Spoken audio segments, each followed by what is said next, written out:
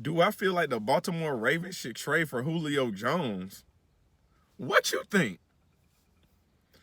What's going on, everybody? This is Temperature Check. I am your host, as always, man. Mr. Check the Temperature. How y'all doing?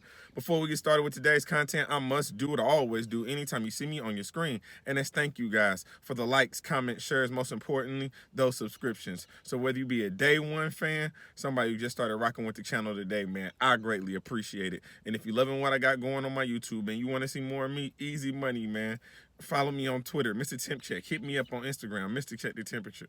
But before we get started off with today's content, man, I got to just thank y'all for hanging, rocking with me, man. Appreciate the love and support. Make sure you like in, commenting, and most importantly, subscribing to the channel. But let's talk some sports, man. So Eric Costa, general manager of the Baltimore Ravens, you have just traded away Orlando Brown to the Kansas City Chiefs. You're saying we don't need offensive line help, or our backup is just as good, if not better, than Orlando Brown. Or we have more potential at other places, and we could do without Orlando Brown. I'm cool with that. I like your decision. He wanted to play a desired role that we did not feel we needed him to fill, and we got to part ways. And I think we did decent on the return. But now what do we do? Lamar Jackson, I'm okay with keeping him as a quarterback for the long term if we do some things. Number one, find him some help. Can we get him some receivers? Can we get him some help? Help is on the way. I think help is on the way regardless if we get Julio Jones or not. Help is on the way. Help should be on the way. And if Eric Costa wants to continue the legacy that Ozzie Newsome has laid for the Baltimore Ravens, he will do just that, and that is get Lamar Jackson some wide receiver help. Free agency, we didn't do too good in free agency. But the draft is where the Baltimore Ravens could possibly build. However, if we look back in the Baltimore Ravens history, they are known for grabbing veteran wide receivers that teams may think they need to get away from, maybe a contract of some sort. Maybe it's just time for that veteran receiver to seek out new opportunities. Maybe they need a new, fresh start. And I think for Baltimore Ravens, I think for Julio Jones, this is a perfect case scenario. How do we think this happens? Now, I'm not into, I don't know the algorithm. I don't know where we are with far as salary cap. I'm just talking about what I see on the football field. That's what we're here to compare. What I see on the football field when I see Julio Jones, what I feel Lamar Jackson needs to continue his success and development as an NFL quarterback. We see what a number one wide receiver can do for a quarterback that has potential. We see that in Buffalo with Josh Allen and Stephon Diggs. We see that tandem. In one season, boom, Josh Allen looks like a top 5, top 7, 8 quarterback in the NFL. So we have Hollywood Brown. We have Mark Andrews, but we need that big receiver. And I do believe that Julio Jones could be to Lamar Jackson what Anquan Bolden was to Joe Flacco. We can have that type of scenario. When you look at Julio Jones, that is a big target receiver, which means he can go up and get the ball at its highest point. That's what Lamar needs. Lamar needs someone he can just throw the deep ball to on 3rd and 1 and say, go get it. Go get it. He needs someone who can go over the middle, make those tough catches, those 5 to 7 yard on a 3rd and 4. He's going to make that 5 to 7 yard catch in the middle of the field, take that hit from that outside linebacker or that DN that's floating out there and get right back up. That's what we need. That's what we need. And so how do I think we get this done? For me, when I look at what the Baltimore Ravens what I think would be respectable, what I think would be of good value for the Atlanta Falcons, trade away one of those number 1 first round draft picks that we got. Trade one of those away, package that with maybe a 4th round. We got 2 4th round draft picks this year. The Ravens have 9 picks in total for this upcoming draft on Thursday.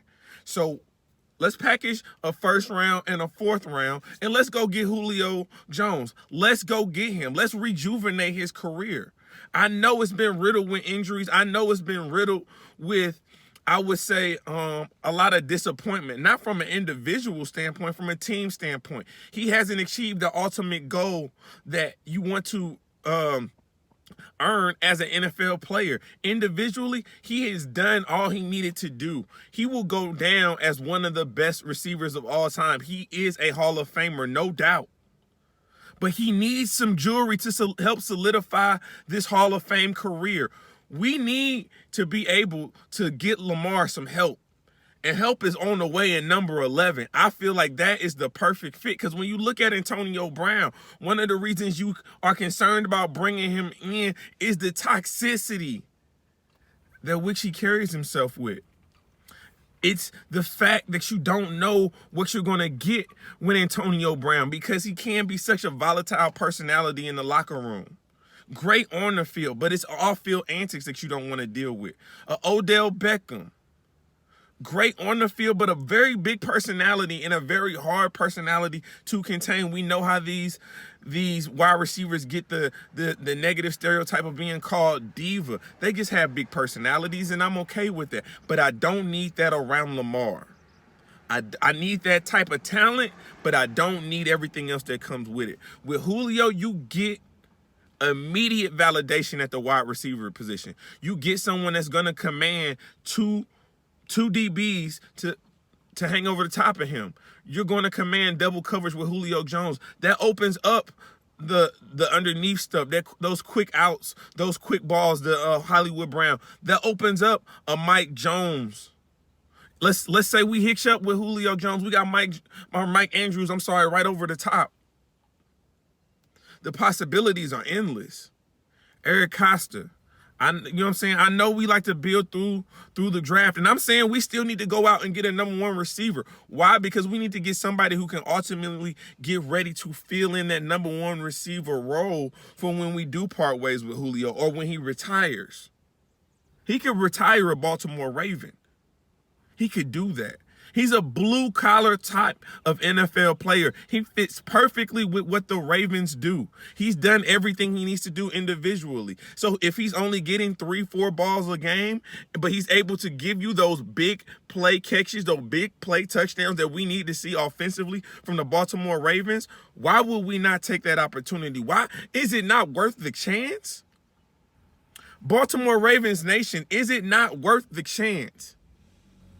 It's all about the gamble. The draft is coming up. It's all about the gamble. This is a sure thing. Julio Jones is a sure thing. The only thing that concerns us are the injuries.